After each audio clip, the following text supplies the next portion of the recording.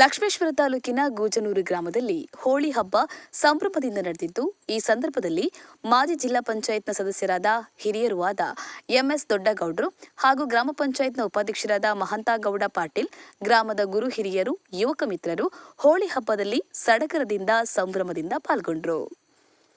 ಗಾಳೆಪ್ಪ ಹೆಚ್ ಹರಿಜನ್, ಲಕ್ಷ್ಮೇಶ್ವರ. ಜೈ Bhim news 24x7 ಇದು ಬಹುಜನರ ನ್ಯಾಯಕ್ಕಾಗಿ.